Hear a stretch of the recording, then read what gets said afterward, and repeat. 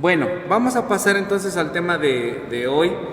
Después de que en 1054 se diera esta división, en el año 1378 hubo otra división, otro cisma. A este se le llama cisma de Occidente. Hubo otra división dentro de la iglesia. ¿Cuál fue esa división? Bueno, como ustedes ya se han dado cuenta, la cuestión de ¿cómo se llama? Del poder dentro de la iglesia se volvió una cosa ya muy fuerte. Ya no era una iglesia en la cual se compartía el pan juntos, se animaban los unos a los otros, una iglesia chiquita, de casa. No, era una cuestión política.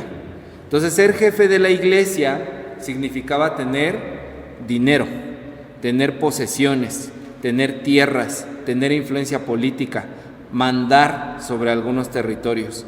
Entonces, los jefes de la iglesia eran como los condes, los duques, los monarcas, tenían mucho poder y tenían muchos tesoros, los jefes de la iglesia. Y por eso, en 1378 hubo un pleito entre dos personas que se autonombraron la máxima autoridad de la iglesia. Ellos dijeron que los dos eran el Papa, el máximo padre de la iglesia. Entonces, en 1378 existieron dos papas al mismo tiempo y se estaban arrebatando entre ellos el poder, porque esto significaba mucha influencia sobre el poder adquisitivo y sobre la sociedad.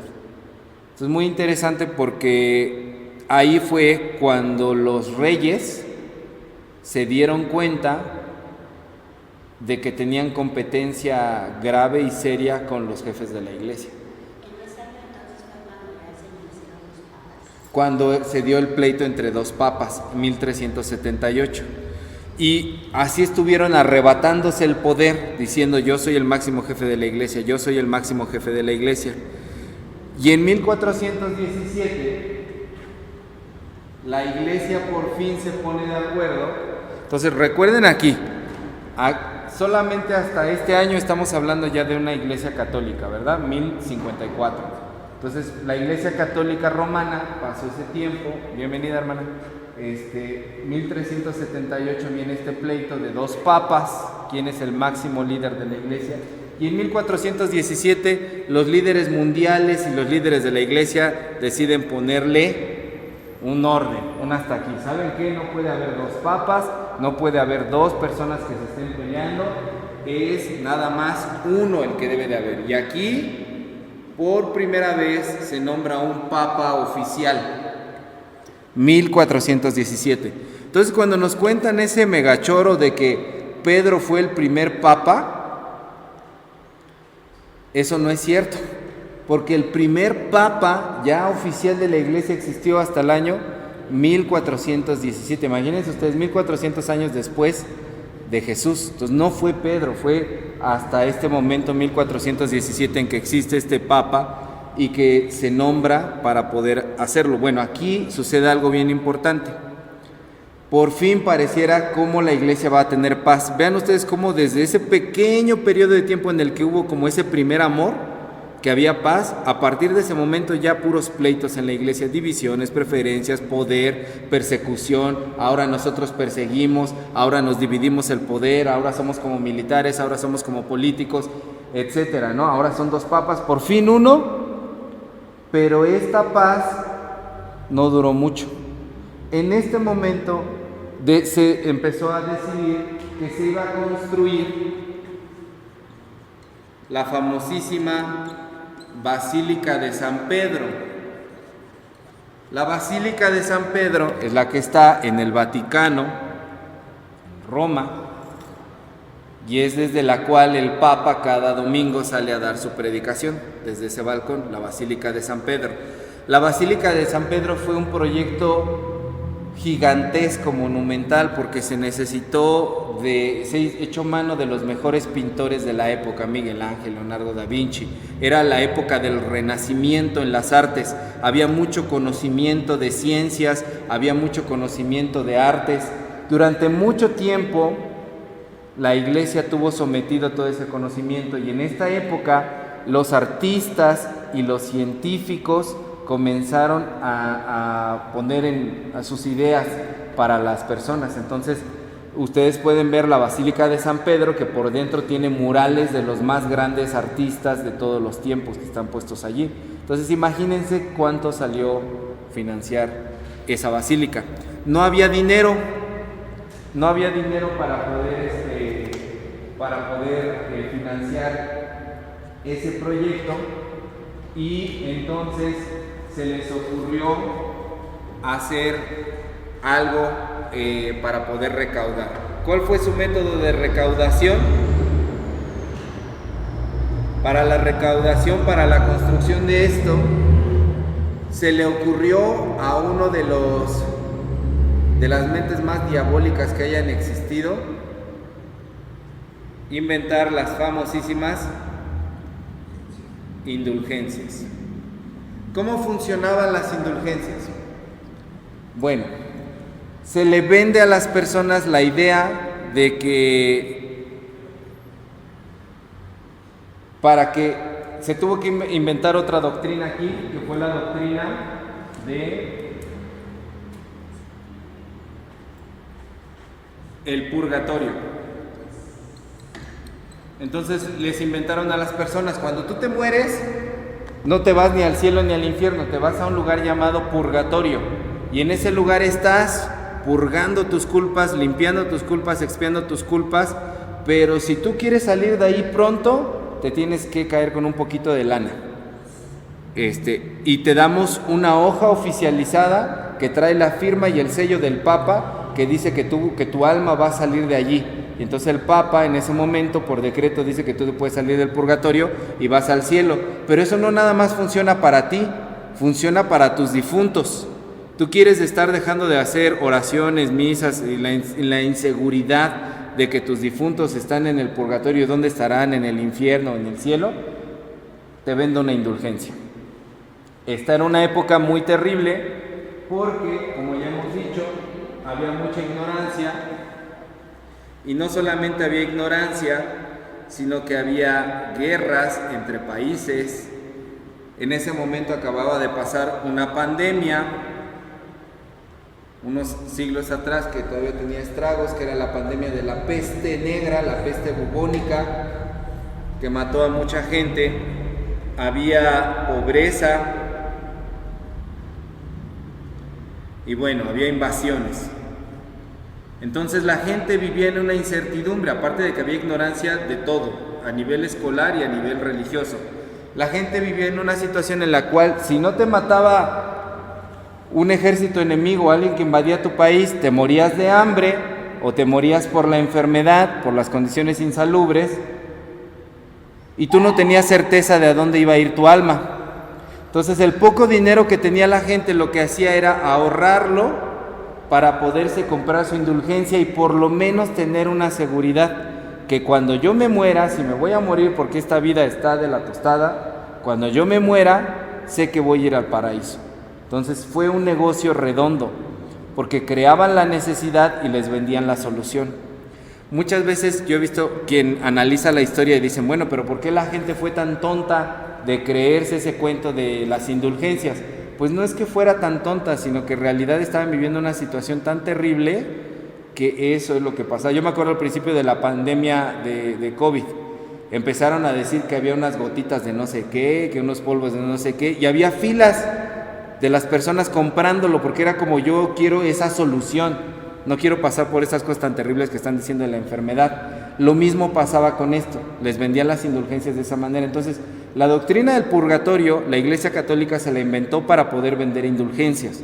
Entonces, esa doctrina ni es bíblica, tiene una cierta base se la sacan de algunos pasajes, pero yo la considero diabólica porque sirvió para poder esclavizar a las personas. ¿Qué hacían con ese dinero? Con ese dinero construían la Basílica de San Pedro. Entonces estamos en esa época en la que pasa eso, y viene una siguiente etapa de la iglesia, en la que, como está pasando todo esto, 100 años después, en 1517, surge un hombre llamado Martín Lutero en Alemania. ¿Cuál es la historia de este hombre Martín Lutero? La historia de Martín Lutero es que, bueno, él es un alemán.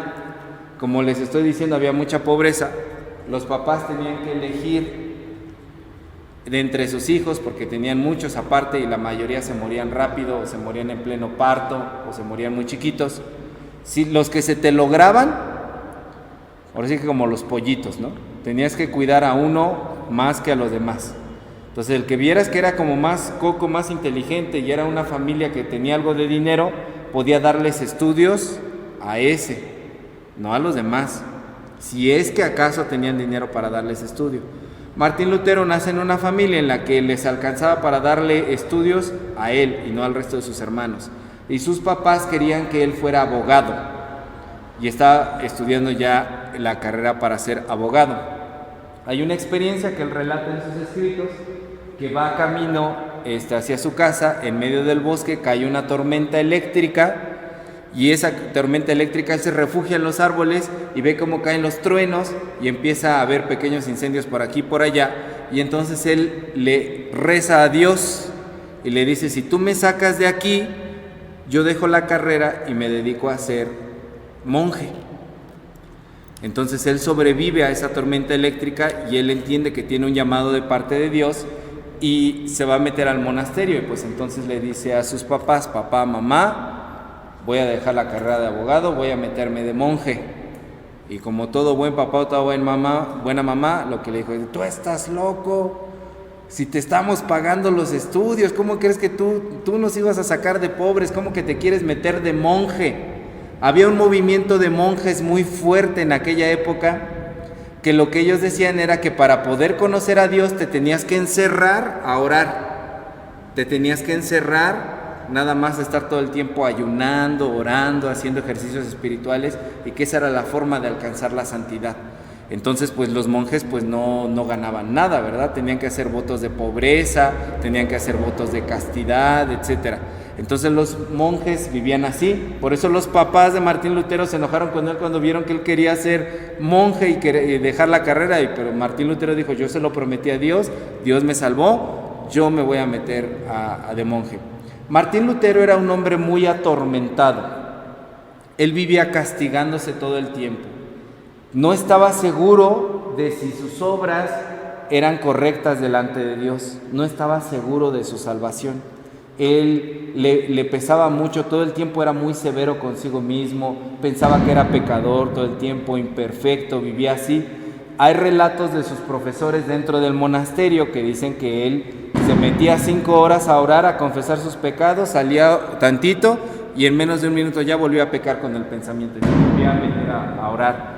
Y se metía en los castigos que los monjes de agustinos, porque él era un monje agustino, se suelen hacer, que a veces es pues latiguearse o ponerse un cilicio aquí en la pierna que se lo aprietan, que tiene púas, ¿no? Para que castiguen ahí el muslo y entonces van rengueando. Martín Lutero vivía de esa forma. Y dentro de esta cuestión de los monjes, no todos leían las escrituras, porque las escrituras estaban restringidas a muy poquitas personas. Un día, viendo entre los libros prohibidos del monasterio en el que él estaba, se encuentra una Biblia y la abre en Romanos 5:1. ¿Qué dice? Ajá. Y Romanos 5:8. A ver, vamos a buscarlo. Romanos 5:1 y Romanos 5:8. Voy a borrar esto que está acá.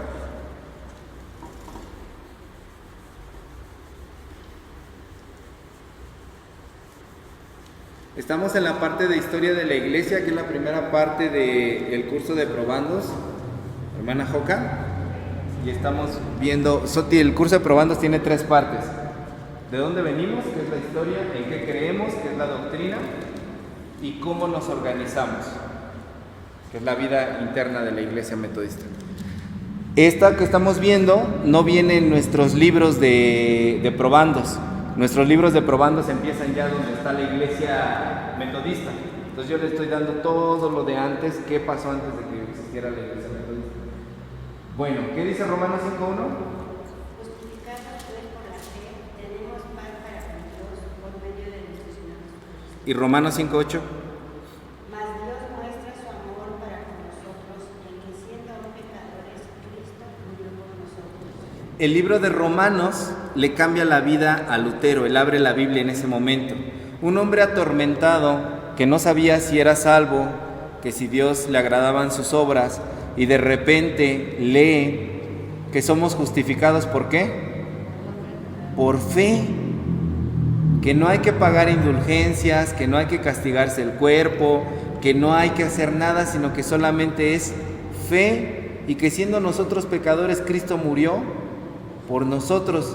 Entonces cuando Martín Lutero lee eso, ¡pum!, le explota la cabeza y dice: wow, esto que acabo de encontrar se lo tengo que decir al mundo, tengo que contárselo a los demás, yo no me puedo quedar callado con esto, tengo que decirles qué es lo que yo acabo de descubrir. Y entonces se dedica más al estudio de las Escrituras, y llega un momento en el cual él escribe un documento que se llama Las 95 Tesis, que son 95 enunciados, porque él se da cuenta que todo el cochinero que se traen en el Vaticano con el cobro de indulgencias para construir la Basílica de San Pedro es una falsedad, y que nada más le están viendo la cara a las personas. De hecho, les voy a dejar de tarea, anótenla de una vez, tarea, buscar de qué se trataban las 95 tesis de Martín Lutero. Están en internet. Hay unas bien fuertes en las que le dice: el Papa es un lobo rapaz que se come la carne de sus ovejas. No se andaba con sutilezas Lutero. Entonces escribe este tratado, estos 95 enunciados Lutero, y va un 31 de octubre de 1517 a una ciudad alemana que se llama Wittenberg, a la catedral de allí. Va a esa catedral, a la catedral de Wittenberg. ¿Qué se celebra el 31 de octubre? El Halloween, ¿no? Halloween, bueno, esa es otra charla histórica aparte, pero hoy día pensamos que Halloween es malo, pero en realidad Halloween es una fiesta cristiana. Halloween en inglés significa All Hallows Eve, es la víspera del Día de Todos los Santos. Es una fiesta de la iglesia. ¿Por qué terminó transformándose en cosas de monstruos? Es una larga historia, pero originalmente Halloween es una fiesta cristiana que celebran las iglesias europeas, incluyendo las iglesias metodistas de Europa. Celebran Halloween porque es una celebración cristiana. Pero bueno, esa es otra cuestión de historia. Esa es otra historia. Se las di a los muchachos ahora que fue el año pasado, para que salimos disfrazados. Les di esa plática, y no nada más aquí en la iglesia, sino varias iglesias se conectaron vía Zoom y supieron la historia, la verdadera historia del Halloween. Pero bueno, entonces el 31 de octubre Martín Lutero va porque es la víspera de Todos Santos, es el día antes del 1 y el 2 de noviembre. ¿Qué se celebra? Todos Santos, el Día de Muertos, que también es una celebración cristiana, pero después terminó convertida en otra cosa. Pero bueno, él sabía que iba a haber mucha gente en la iglesia, porque iban a estar orando por la memoria de sus muertitos, de sus fallecidos. Y entonces su documento lo que hace es que lo pega en la puerta de la catedral, lo martilla y lo pega ahí, el papiro que se utilizaba en ese momento, para provocar a las personas, para que la gente entrara y dijera: ¿qué es este letrero? Y se pusiera a leerlo y causara revolución. Él quería así, de esa manera, causar revolución. Sin embargo, muchas de las personas que iban no sabían leer, otros lo vieron y no lo pelaron. Entonces el 31 de octubre pasó sin pena ni gloria. Nadie leyó ni realmente le puso atención a lo que Martín Lutero había puesto. Hubo una coincidencia, que dicen no hay coincidencias, todo está en el plan de Dios, ¿verdad? Que resulta que el inventor de la imprenta, Gutenberg, en esa misma época estaba vivo y había creado la imprenta y era un gran invento para poder hacer libros más rápido, pero como no encontraba qué publicar, se estaba yendo a la bancarrota. Resulta que su gran invento, que antes se tardaba hasta 3 años la gente en escribir letra por letra un libro, con la imprenta se reducía la cuestión a meses. Podían hacer libros mucho más rápido, pero no encontraba algún texto para atraer a las personas a leer y que la gente demandara más libros y que eso le generara a él más ganancias. No encontraba un proyecto ahí que a la gente le interesara. Entonces, este inventor de la imprenta tenía un amigo que vio el escrito de Martín Lutero y cuando lo vio, lo arrancó y dijo: esto se va a vender, pero como pan caliente. Esto es lo que necesitaba mi amigo. Y se lo lleva y le dice: mira, lo que encontré en Alemania, en Wittenberg. Y el otro dice: venga, pues vamos a hacerlo, a reproducirlo. Y empiezan a hacer copias. Y en menos de 3 meses ya estaba por toda Europa. Ya estaba por toda Europa el escrito de Martín Lutero. Hoy, 3 meses, decimos, es un montón de tiempo, ¿no? Es la tercera parte de un embarazo, es un montón de tiempo, 3 meses. Porque hoy día pones algo en Facebook y en cuestión de segundos, ¿no? Ya le dieron me divierte, me encanta, me gusta, lo que sea, ya se conoció, ¿no? Lo que hayas puesto en Facebook. Pero en ese momento que algo viajara en 3 meses por toda Europa fue algo muy maravilloso, muy rápido. Y tan viajó por todos lados que llegó a las manos del Papa. Tómala. Ahí vino el problema. Porque el Papa, cuando vio el escrito que le estaba dedicando Lutero, diciéndole que era un ratero, un lobo, que se comía la piel de las ovejas, que si no les daba vergüenza ser más hijos del diablo, que iban a ser llevados al infierno por lo que estaban haciendo, pues el Papa dijo: ¿quién es este Lutero? Me lo traen ahora mismo, lo vamos a enjuiciar, a ver si ese Lutero es capaz de sostener las cosas que está diciendo. Y Lutero era una persona muy humilde en su actitud. Él no quería dividir la iglesia, él no quería formar otra iglesia, él no quería separarse de la iglesia. Cuando es llamado a juicio, le dicen que se retracte, que se arrepienta y que salga a decir que todo lo que puso ahí era una bola de mentiras. Y yo creo que si hubiera sido Mario Medina les hubiera dicho: ¿qué? ¿Qué? ¿No? Pero Lutero era muy prudente, dice: déjenme orar 3 días, voy a ponerlo en manos de Dios. Si Dios me hace sentir que me he equivocado, me arrepiento y me retracto y pido perdón. Pero si no, no. Entonces lo ponen en una celda. Lutero ora durante ese tiempo, dedica tiempo a orar, y después de los 3 días lo sacan y le dicen: ¿qué pasó? Y Lutero dice: pues no, el Espíritu Santo no me hace sentir nada, sostengo mi palabra. Lo más fácil hubiera sido que lo mataran, pero ya era tan famoso que eso hubiera causado una cuestión difícil para el Vaticano. Entonces lo que deciden hacer es expulsarlo, excomulgarlo de la iglesia. Lo nombran ya como un hereje, una persona blasfema que insulta a Dios con sus ideas. Entonces Lutero,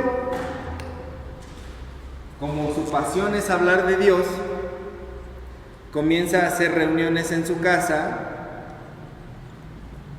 Y esto es una cuestión cultural. En Alemania, una de las cosas que más se acostumbra es la producción de la cerveza casera. Entonces en cada casa pues producen su propia cerveza y entonces se reunían a la mesa a hablar de Dios mientras tomaban su chelita, ¿no? Porque allá no es visto como algo malo, ¿no? Acá si yo les digo: hermanos, vénganse junto a la fraternidad de varones para que vengamos a echar chela mientras hablamos de Dios, pues ya me olvido de mi carrera de pastor para toda la vida, ¿no? O sea, pero allá en Alemania es algo común. Y mientras él reunía a la gente para hablar de Dios, mientras tomaban su cerveza producida en casa, su esposa, Catalina de Bómbora, que se escribe así, Catalina Bómbora, reunía a las mujeres para en la cocina hablar de Dios. De hecho hay hasta un libro por ahí que se llama Reflexiones desde la cocina con Catalina Bómbora. Entonces Lutero con la chela en la mesa, Catalina de Bómbora, su esposa, con las mujeres en la cocina hablando de Dios, y así es como nace una iglesia que se llama Iglesia Luterana. Conservan muchos rasgos de la misa católico-romana, pero muchas doctrinas no. Por ejemplo, en la iglesia luterana hay mujeres pastoras o sacerdotas. A ellos se les llama o pastor o sacerdote, son las dos cosas, ¿no? Hay pastoras mujeres, se elimina la cuestión de las indulgencias, se elimina la cuestión de la adoración a las imágenes, pero conservan el santoral. Para ellos es importante recordar la vida de los cristianos ejemplares. No los adoran, pero los recuerdan, ¿no? Tienen algunas cosas, ustedes los ven a los luteranos, hay luteranos que son muy parecidos a la iglesia católico-romana, ¿no? De hecho, el libro de oración común, que es un libro que utiliza tanto la iglesia luterana, anglicana y católica, sirve para guiar el orden de las reuniones, lo utilizan los luteranos, ¿no? Se quedan con muchas cosas, pero nace esta iglesia luterana.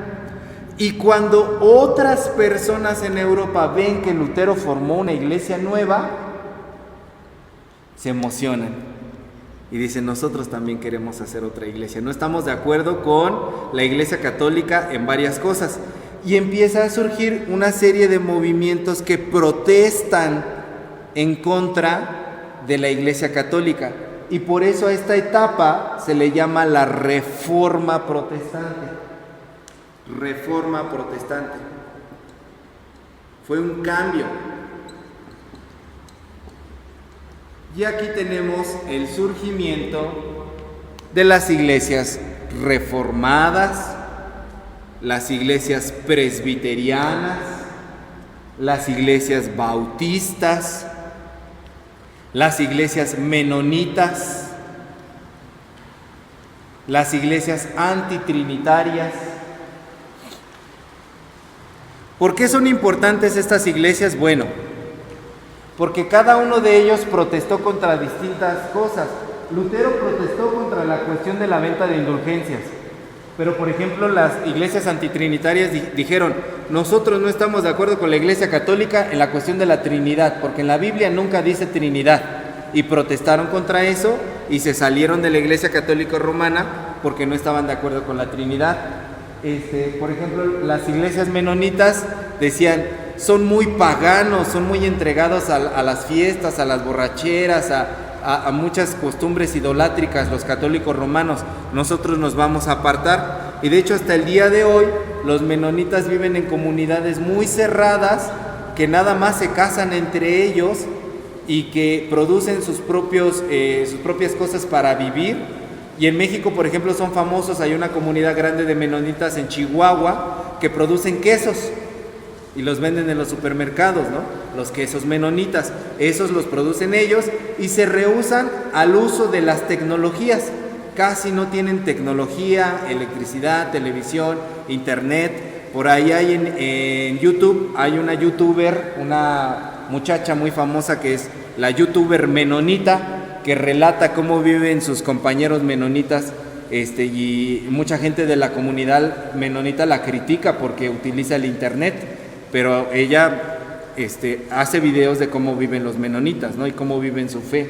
Entonces cada uno de los líderes de esa época se deciden separar de la iglesia católico romana por distintas cosas, y empiezan a surgir iglesias por aquí, por acá, por acá, por allá, por allá, por allá. ¿Se acuerdan que teníamos nosotros aquí? Habíamos hecho un dibujito de cómo hasta este momento iba, ¿no?, la iglesia, y hasta 1054, digamos, se separa en dos ramas. y esta es la católica romana, pues bueno, en 1517 empiezan a surgir ramas a diestra y siniestra de este lado. Se diversifica la iglesia, surgen muchas iglesias. Todos venimos de Cristo, luego nosotros venimos de la iglesia católica romana y en esta época surgen infinidad de iglesias. Hubo muchas iglesias muy radicales, las anabautistas, por ejemplo, surgen porque dicen el bautismo que hacen los católicos romanos, como es hecho con esa idolatría, no es válido, no sirve, nos tenemos que volver a bautizar y no sirve de nada bautizar a los niños. Entonces nuestros hermanos bautistas descienden de allí, de esa rama, ¿no? Por eso ellos practican este tipo de bautismo. Este tiempo de la Reforma Protestante fue muy intenso por todo esto. Y bueno, la Iglesia Católica Romana no se quedó de brazos cruzados. Claro que no. En 1562, ya cuando vieron que había un montón de iglesias, dijeron, wow, ¿qué está pasando? ¿Qué está pasando? ¿Por qué hay tantas iglesias? Bueno, convocaron a un concilio, a una junta de toda la iglesia en la ciudad de Trento, en 1562, y a esto se le conoce como la Contrarreforma. Los católicos dijeron, no nos puede volver a pasar esto de Lutero, tenemos que buscar alguna forma de detener este tipo de división dentro de la iglesia. Basta ya hay muchas iglesias. Por aquí, por allá hay un montón de iglesias. ¿Qué fue lo que hicieron? Bueno, tomaron 5 decisiones al respecto de la iglesia. Vamos a reforzar la doctrina. Y esto no fue malo, porque lo que decían es, estas divisiones se dieron porque la gente no conoce la doctrina de la Iglesia Católica Romana. Entonces vamos a reforzar la doctrina. ¿Cómo vamos a reforzar la doctrina?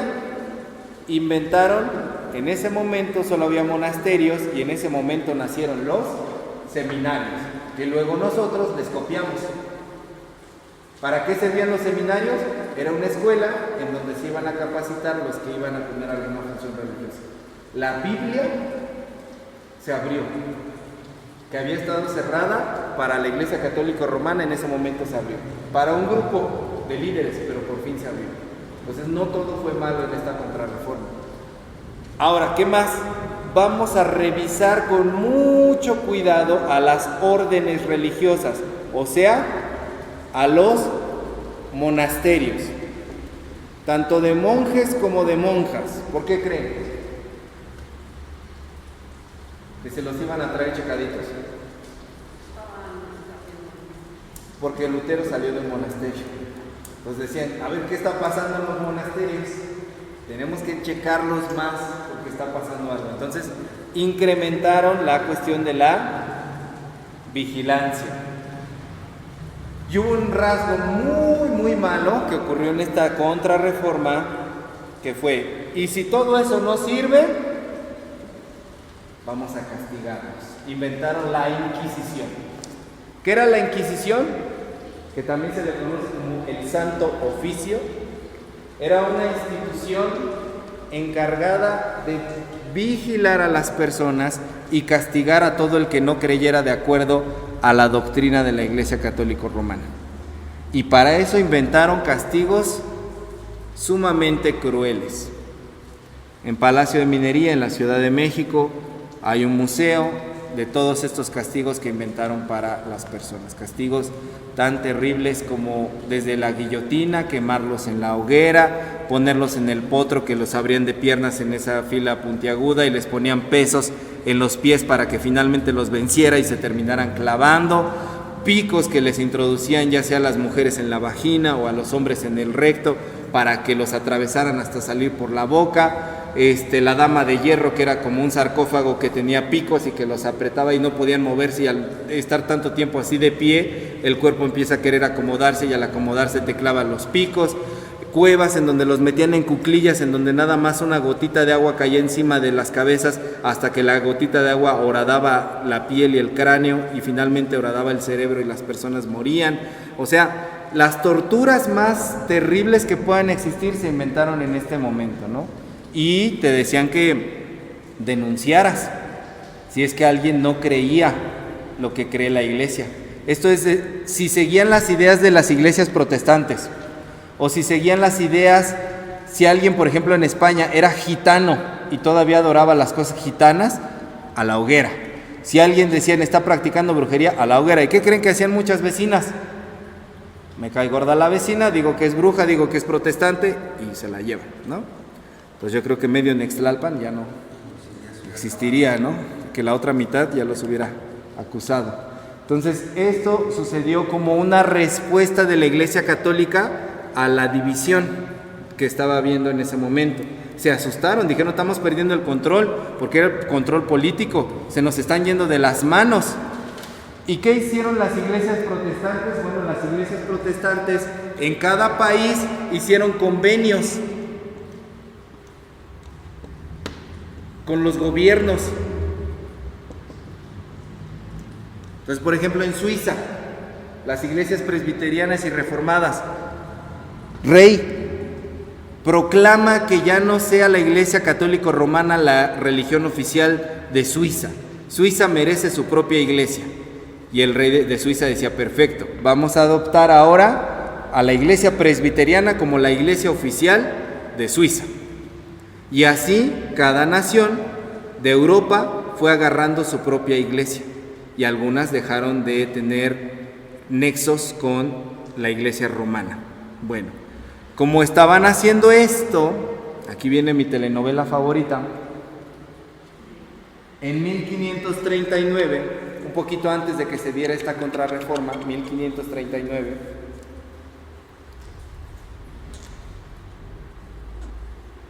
un rey muy malvado en Inglaterra, llamado Enrique VIII. Hay serie de eso, la serie se llama Los Tudor, no es para niños, pero la pueden buscar y está muy buena, si se la quieren chutar algún día. Es una novela, bueno, una serie histórica. Enrique VIII en Inglaterra, se los voy a poner con las imágenes para que sea más. Estaba casado con el que está hasta la orilla, el gordito, es Enrique VIII. La que le sigue es su esposa, Catalina de Aragón. Catalina de Aragón era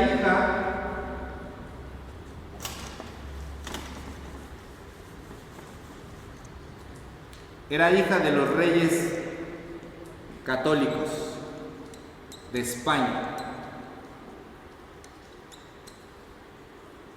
Los reyes católicos de España fueron los que mandaron a Cristóbal Colón, los que le financiaron el viaje.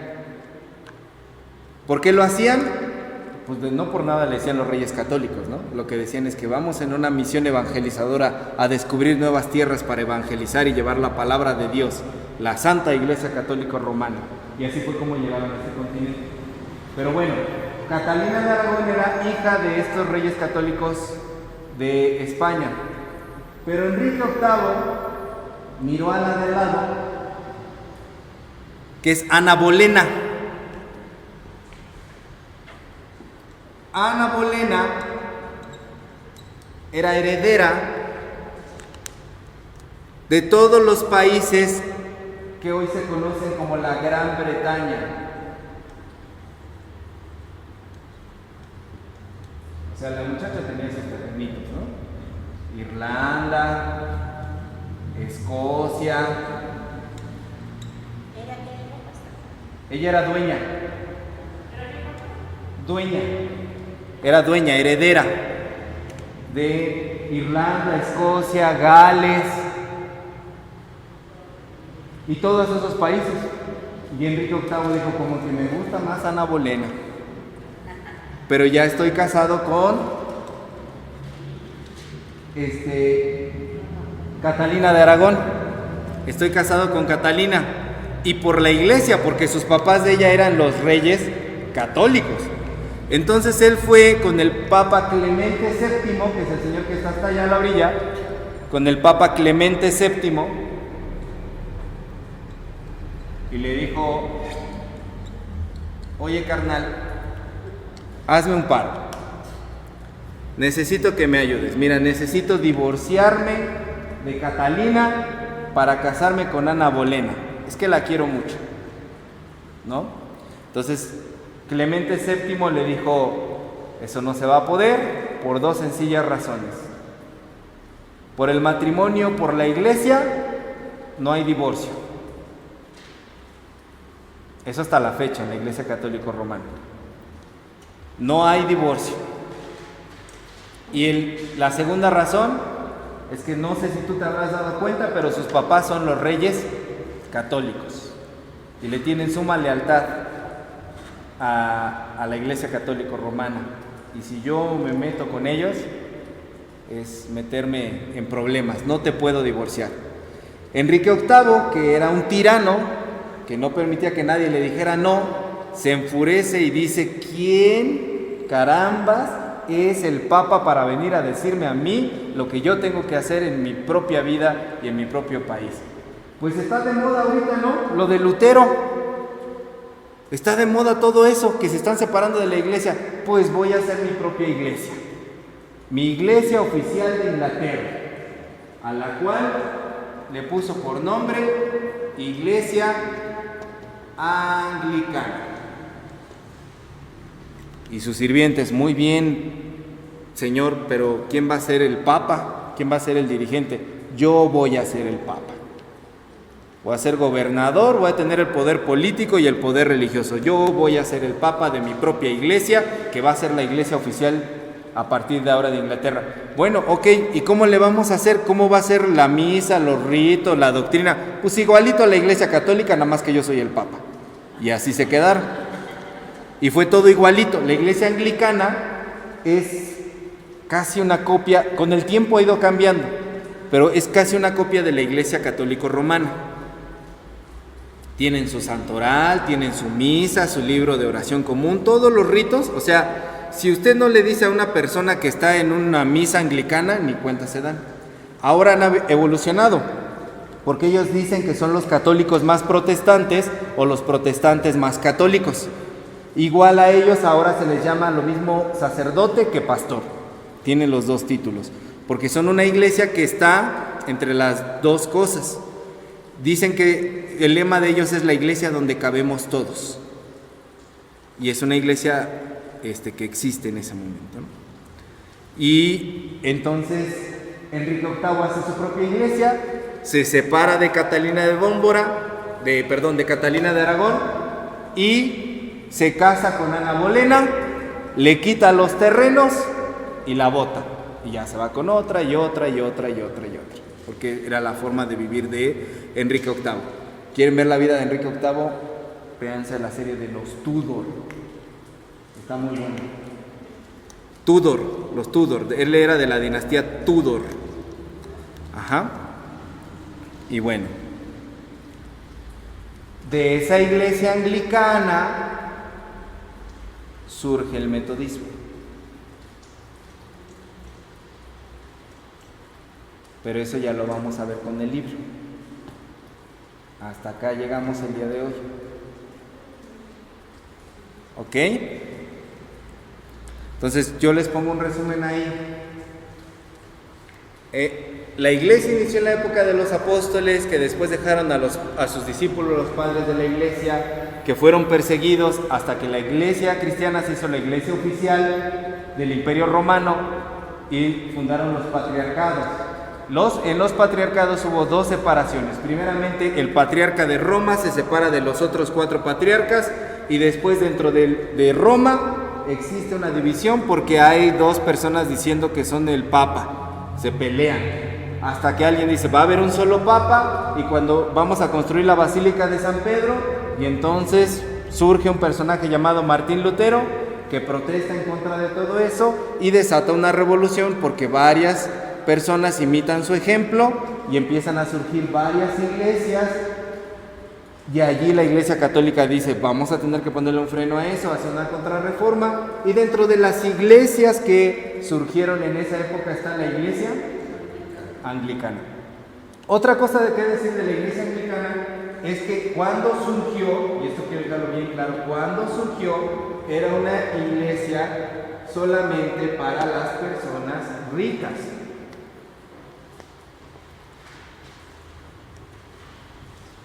Se construyen sus catedrales, se construyen sus iglesias.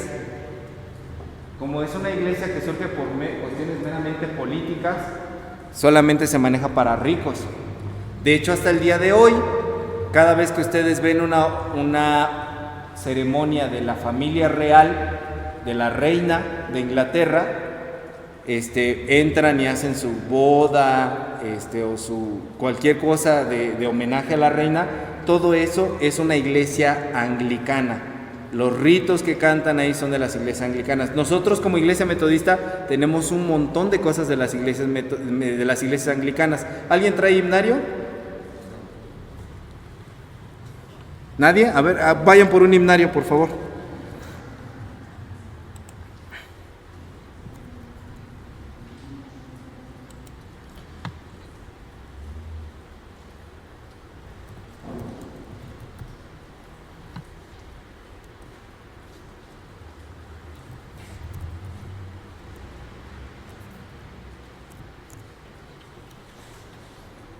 A ver, entonces, por favor, himno número 2.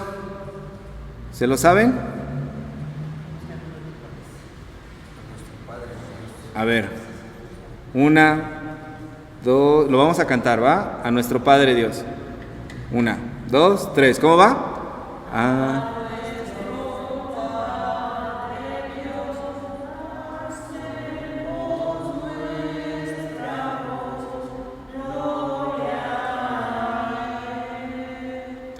Tal fue su amor que dio al Hijo que murió, en quien confío yo, gloria a Él. Bueno, ese himno es un himno anglicano que se llama God Save the Queen, Dios salve a la reina.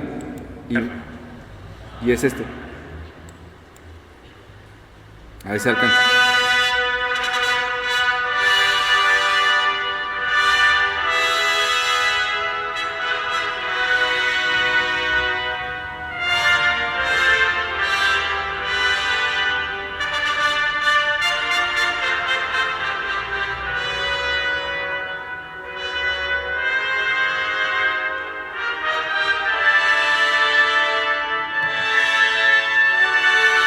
Mucha fanfarria de inicio.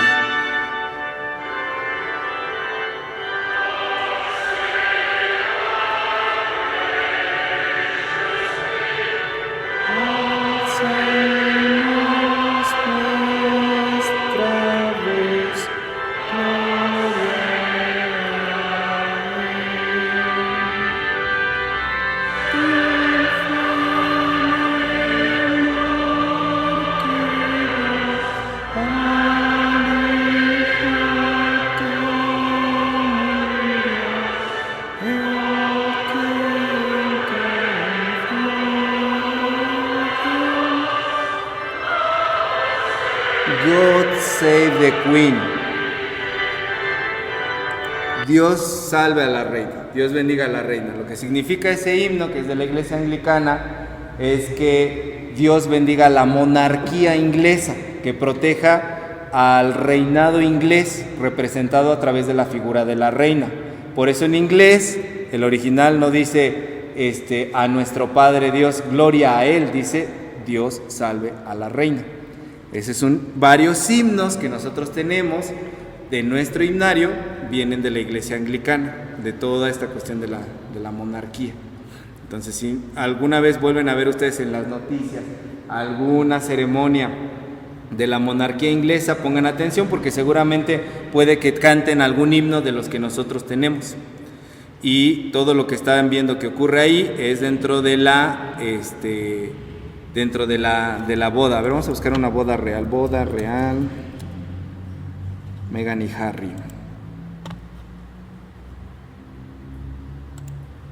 Es algo importante que lo hemos mencionado mucho, y es que Meghan, con todo el que se va a convertir en Dios por haber creado Todo eso el placer está ocurriendo igual en una iglesia anglicana. Ponga la abundancia de tus bendiciones en Harry y Meghan.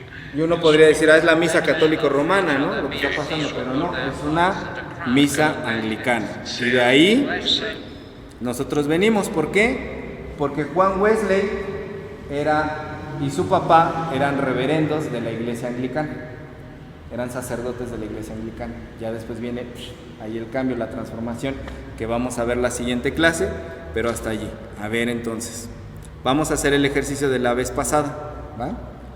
Hoy vimos otro periodo de la historia, donde nos quedamos en la división de las iglesias.